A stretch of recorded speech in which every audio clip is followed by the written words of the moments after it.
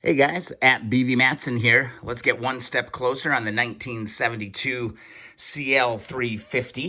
And we're going to dive into this clutch plate today. I've got it all polished up. It's looking way better than it was. I'm feeling really good about that. But now it's time to kind of tear into this assembly for the actual shifter, all right? There's a few components in here. I want to tear this apart, grease it all up, and get it ready to install on the motorcycle.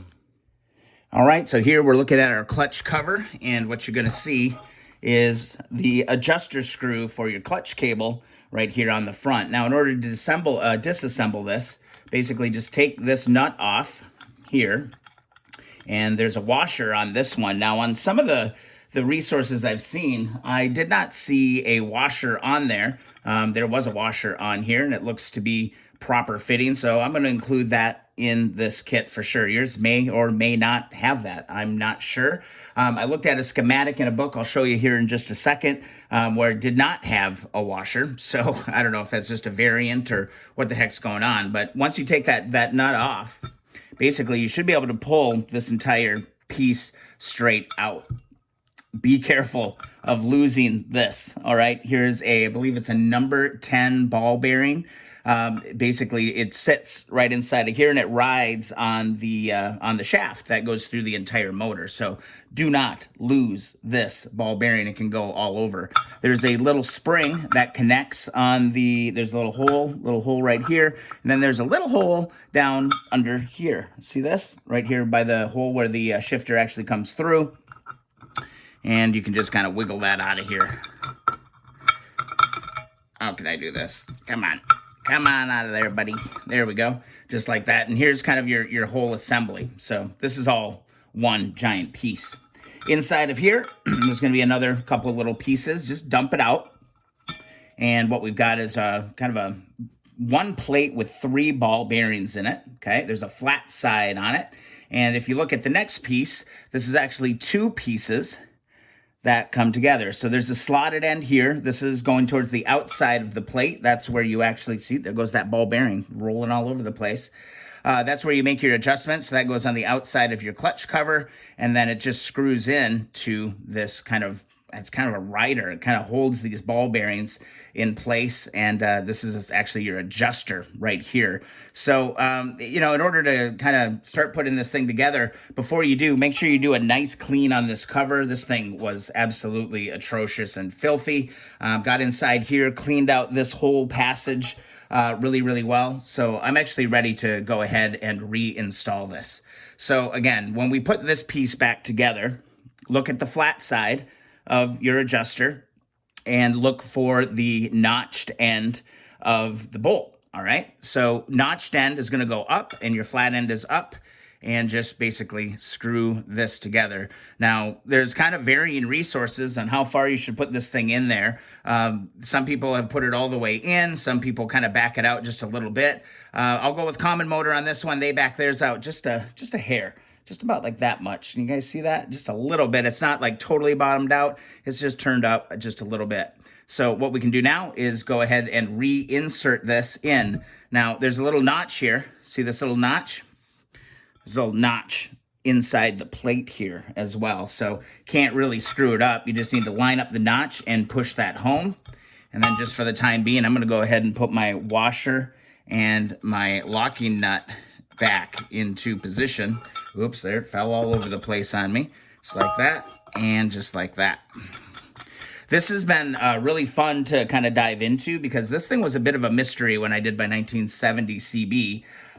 Had no idea what was going on, but now that I've kind of tore into it, I definitely understand what's going on with this part of the mechanism. So a little bit more clear in my mind. So hopefully it helps you out too. Next up, time to get into the grease. So I'm going to grab a pair of rubber gloves.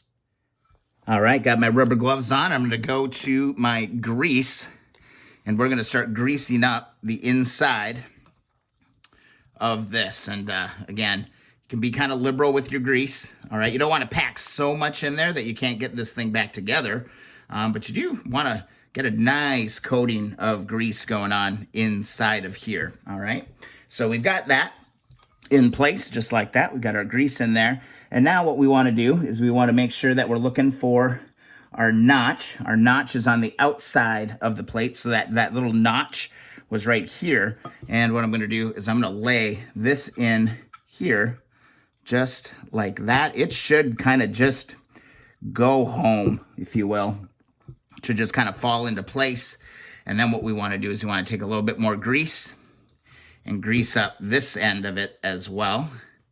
Again, just like that. And I'm making sure I'm getting some on the edges as well. As long as the piece goes together smoothly, you haven't put too much grease. So you can, again, be pretty liberal with what you're doing here. Next, all right, we go back to this piece. I've cleaned this piece up. This is nice and clean. I'll go ahead just to make sure I get coverage here. I'm going to make sure I go into these little ball bearing sockets. So where those ball bearings kind of rest in. And I'll give it a nice little lube around the edge here as well, just like that. Reach down, look for that little hole where we took the spring off. Put that spring back on. Why do I struggle with springs so much? I really don't know. So anyway, there we go, just like that. We got that, and now this piece should just drop right into position, and it did. And the cool thing here, you can kind of see on this, see how like when your clutch cable is going to be coming through here like this, and it's going to connect here. And when you pull that clutch cable, if you watch real close, this whole piece kind of actuates and pushes outward. You kind of see that? That's what's actually putting that pressure on your kind of clutch basket through that rod through the whole motor. So as long as you've got that actuation there, you should be good to go on that. Now, one other thing that we did not install when we did all of our seals on the engine is that we did not put this seal in. So I've got this new seal that I'll go ahead and put into place. Let's see, there we go. I believe it goes just like this. I actually lift this back off. And this is going to just push right on here. Let me give you a little bit better angle here. Sorry if I've been off camera, but this just pushes on. Just pushes straight on to this shaft. Oops, just like that. Careful not to mar it up. Give it a nice push. Make sure that it's nice and even and installed. Looks pretty darn good to me. I might give it a little whack with a flat board just to make sure I got that seated well. All right, so I got my flat little board here. Let's get that lined up there. Grab my hammer. Give that a couple taparoos, just like that. And now we can go back in and drop this back into position, just like that. And we should be good to go, guys. We're perfect. I'm actually glad that I didn't put that seal on right away so that you could see that actual lift that you're getting. You can't see it quite as well when the seal is on there, but we are getting the lift out of that piece.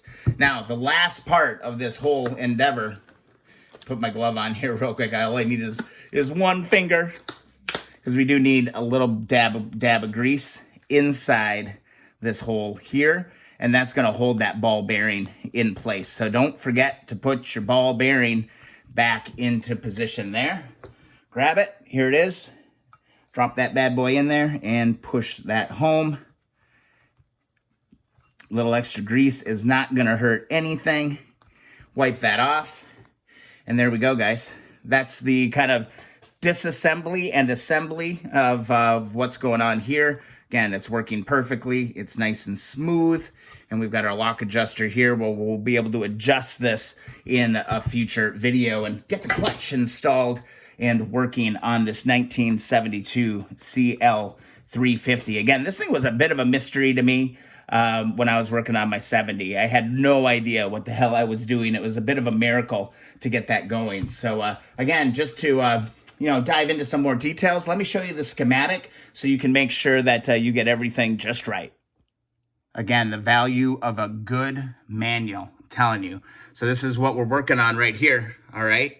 Boom, there it is. We've got our nut, we've got the adjuster, we've got the plate, we've got the ball bearings, we've got the big hub with the spring, and that actually makes contact with that rod that goes all the way through into our clutch basket and is going to actuate and help move this entire piece. So yeah, that's really all there is to it. Believe it or not, this is ready to go back on the bike. Oh, I got grease all over it. That sucks. Oh, well. Guys, I hope this video was useful to you. Future video, of course, we're going to install it and get that clutch adjusted. So if you enjoyed the video, please subscribe. Also, thumbs up those videos that you enjoy. If you'd like to support the channel, please click the links in the description of the videos and pick up some products, some WD-40, some Evapo Rust, etc. Every little bit helps, and it keeps the projects rolling. So thanks so much for watching, guys, and we will see you in the next video.